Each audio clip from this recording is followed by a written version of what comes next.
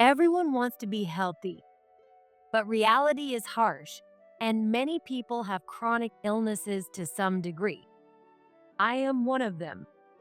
I really want to be healthy too, but if that's impossible, I have no choice but to manage my chronic illness. I hope that people around me understand and accept this. My name is Emily, and I am a 29-year-old part-time housewife. I've been married to my husband, John, for 3 years.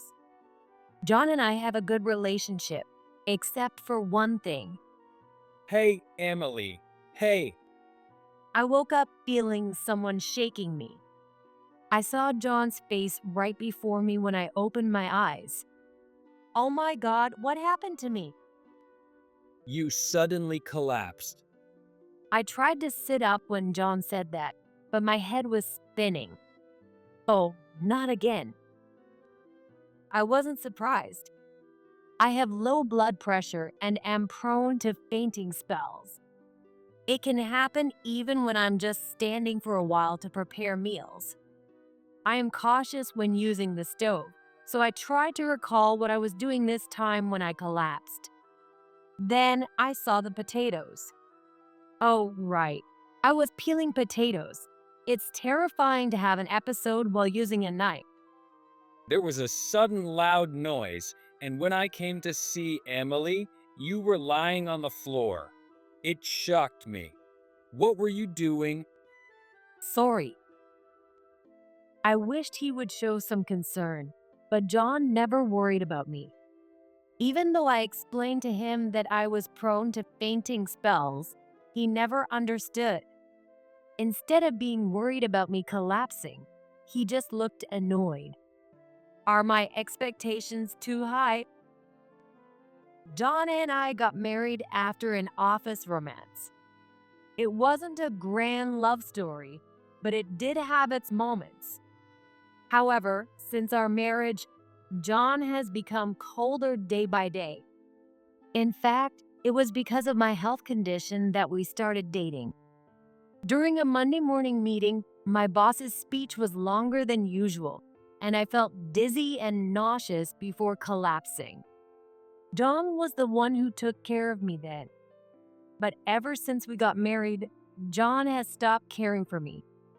On the contrary, his attitude has turned as cold as it was then. It's just a fainting spell. You're being dramatic. John always says this, and I have no comeback when he does. You don't get enough iron.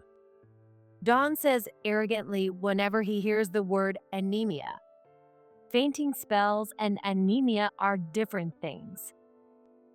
After 3 years of marriage, I knew there was no point in explaining this to John. So, I decided it was okay if he didn't worry about me anymore. I have other things that bother me more. I've lost my appetite, so I'm going out to eat. What? I'm cooking right now. How can I eat food made by someone who collapses from peeling potatoes? I feel worse than you. See you. Hey, wait a minute. Ignoring my protest, John left. All I could do was sigh in front of the potatoes. It was always like this. Every time I collapsed, he would complain and leave, not returning for hours. I thought he was going out to eat today, but he returned in the morning. Was he really eating out? Something was gnawing at me. One day, John approached me saying he wanted to talk. What? I'm planning a trip to Hawaii with my parents for the upcoming long holiday. Wow, that sounds wonderful. I clapped my hands in delight at John's suggestion. Come to think of it, we haven't gone on a trip since we married. Going with his parents might be a bit of a hassle, but we get along fine, so it should be okay. I wonder if I can still fit into last year's swimsuit blue seas, white sandy beaches. My mind was already in a tropical paradise. Then John said something surprising. Hey, what are you getting excited about? I tilted my head in confusion. What do you mean?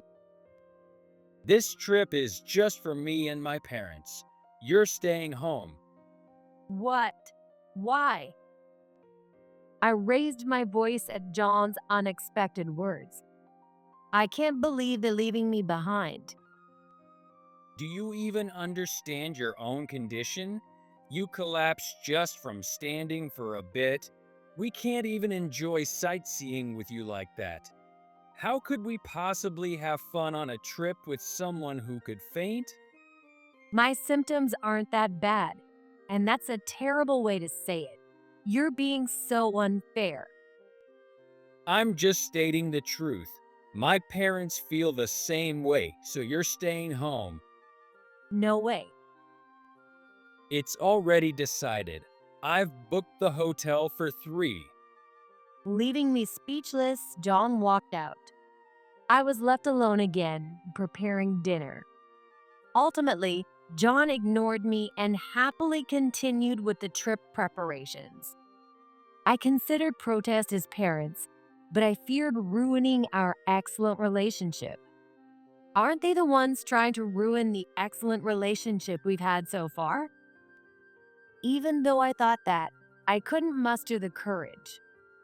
Sure, I do collapse if I stand for too long. When I feel dizzy and nauseous, it's already too late. It's troublesome since I never know when the symptoms will strike. Maybe it is a burden for me to join them on the trip. Should I endure it? As I stared at the calendar on the wall, lost in thought, it happened. Oh my God. I felt dizzy and nauseous. I realized it was terrible, but it was already too late. As my vision went dark, I lost consciousness, hoping there was nothing complicated for me to hit as I fell. Hey, Emily, hey. I felt something hitting my body and heard John's voice. As I regained consciousness, I frowned and opened my eyes. Sure enough, I was lying on the floor. When I moved my eyes, I saw John standing over me. John, Seriously, get it together. How many times are you going to pass out? ouch! What are you doing? You wouldn't wake up, so I had to wake you. Be grateful. Unbelievably, John was nudging me with his foot. He wasn't kicking me hard, but using his foot to wake me up was unacceptable. I tried to get up in shock, but my vision blurred again and I felt too sick to rise. I feel nauseous. John clicked his tongue at me lying on the floor. I wanted to get angry and give him a piece of my mind, but I felt too sick to speak. Without any concern for me, John said, Hey, I'm leaving now. Make sure you take care of the house. If I return and it's a mess, I won't forgive you. his words were utterly devoid of any kindness. What? You're leaving? Yes, I told you I'm going to Hawaii with my parents. We have a flight to catch. I'm leaving now. Wait, hold on. At least help me up and take me to bed. I feel so sick. I don't care. Stop whining about a little fainting spell. There's still plenty of time before the flight. Can't you at least carry your fainted wife to bed? But John ignored my silent protest and really left. Left on the floor, I could only watch him go in stunned silence. Wow, that's really harsh. How did you not get angry? I am angry. That's why I'm venting to you. The next day, I complained to my coworker. She looked shocked and sympathized with me. That's right, anyone would think this is unreasonable. After that, I managed to recover and get up on my own. But recalling John's cold attitude made me cry quietly by myself. I always thought he was harsh, but this was too much. Even my coworkers' comforting words didn't soothe my heart. What am I going to do from now on? As I was stewing over my troubles that night, I received a phone call. As I drank alone in frustration, I saw the caller ID and my eyes widened in surprise. Bob, John's father, was supposed to be on the trip with him. Has something happened to John? Sobering up quickly, I hastily answered the call. Hello? Oh, Emily? Sorry to bother you so late. Bob's voice sounded unusually weak. It's okay. Is something wrong? Well, it's sudden, but His following words made my eyes widen even more. The next day, in a quiet room, my phone vibrating echoed. It was John. Hello. Oh, Emily, how are you? The weather here is great. Thanks for watching the house. His cheerful tone irritated me. I could almost see the smirk on his face through the phone. I'm busy. I'm at Laura's funeral, so call me later. Why do you sound so grumpy? Are you mad about being left behind? I'll bring back a souvenir, so cheer up. What do you want? I let out a deep sigh at his clueless words and replied, I'm busy. I'm at Laura's funeral right now, so call me later. Wait, Laura? You mean my mom? His clueless voice made me even more annoyed. Yes, I'm at Laura's funeral right now. What? But what? Yes, I'm currently at the funeral hall. That's right. It's shocking. She was supposed to be in Hawaii with you, but here we are at her funeral. It seems impossible, but it's true. Surprisingly, Bob is the chief mourner. It's strange. He was supposed to be in Hawaii with you. It's really unbelievable, but it's a fact. Anyway, that's how it is. As soon as I finished speaking, I hung up and turned off my phone. Mom. What are you wearing? The funeral ended without any issues, and as we were having dinner with the family that evening, John burst in shouting. I couldn't help but comment on his appearance. He was wearing a shirt adorned with hibiscus flowers, looking like he had just come from a tropical vacation and received cold stares from everyone around him. Did you really come to your mother's funeral dressed like that? Well, I came straight from the airport. Since I didn't answer my phone, John must have called Bob. After hearing about the funeral location, he rushed over from Hawaii in a panic. As a result, he showed up at the funeral in a highly inappropriate outfit. Never mind that. Where's Mom? What's this about a funeral? I told you Laura passed away. It happened last night. I received a call from Bob, who was supposed to be on a trip to Hawaii with John. oh, Emily? Sorry to bother you so late. It's sudden, but Laura has passed away. I was so shocked that I dropped the drink I was holding. The drink spilled across the floor, but I couldn't move. She suddenly collapsed at home this morning. We called an ambulance, but she never regained consciousness. The cause of death was a heart attack. I couldn't believe it. Laura had been so healthy. I thought she would live much longer, and I was in shock. She was supposed to be on a trip with John. I couldn't believe it. The idea that you were having an affair. What? John froze in shock at my words. But it wasn't me standing in front of him. You fool. Lying and going on a trip to Hawaii with your mistress? Dad? Why do you know? I sighed at John's surprise.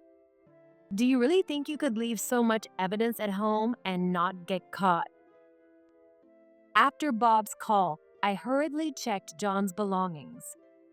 I found a lot of unfamiliar credit card charges, hotel receipts, and many photos of him with his mistress on his computer.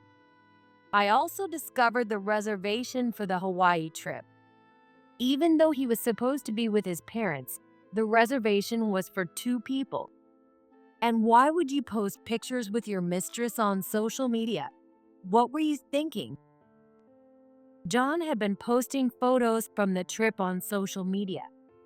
Though they weren't apparent selfies, reflections in store windows clearly showed them together. How clueless can he be? Thanks for leaving all the evidence.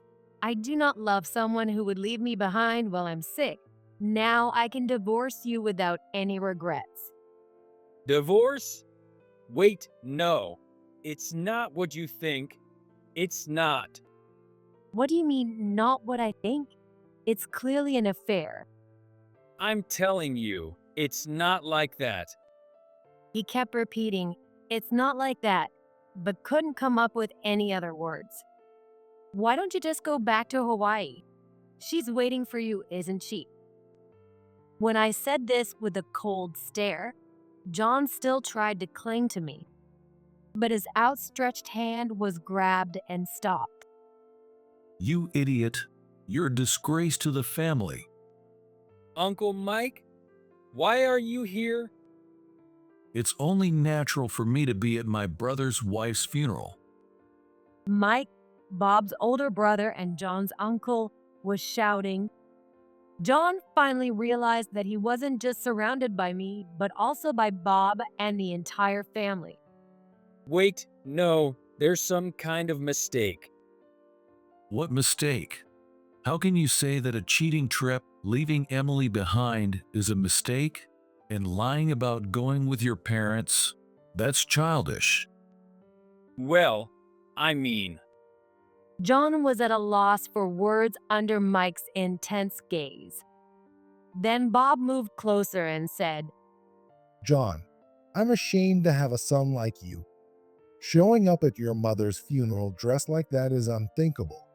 I no longer consider you my son. We're cutting all ties. And of course, you'll be leaving the company. In fact, John worked for a company owned by the family. John could never keep a job for long, no matter where he went. He was fired for repeatedly making mistakes at the workplace where we met. It was Mike and Bob's company that gave him another chance. what? Why? Shut up. Do you think someone who ignored Emily when she collapsed and went on a cheating trip can act high and mighty? Pack your things and get out immediately. This can't be happening.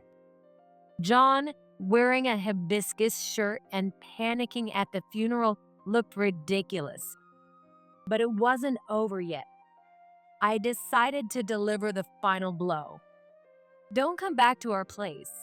With Bob's permission, I've sent all your belongings to Bob's house. What? Why would you do that without asking me?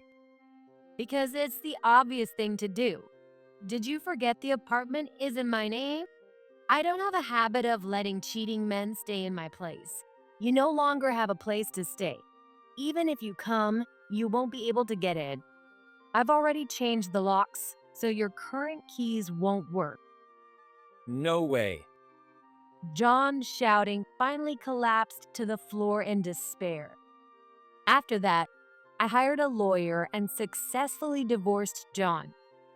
I received plenty of alimony from both John and his mistress. His mistress probably never expected to be sued for damages. John, who was fired from his job, no longer had any use for her, and their relationship ended quickly. John, who had been spending money on his mistress, had no ability to pay, so Bob and Mike had to lend him money for the settlement. John, who was not allowed to live at Bob's house, now lives in a rundown apartment. He works at a new job Mike found for him while repaying his debts, but it's a very harsh environment. Emily, please help me. I'll collapse from overwork at this rate. Really? If you collapse, I'll take a trip to Hawaii. John called me after a long time, but I just laughed and hung up after my comment left him speechless.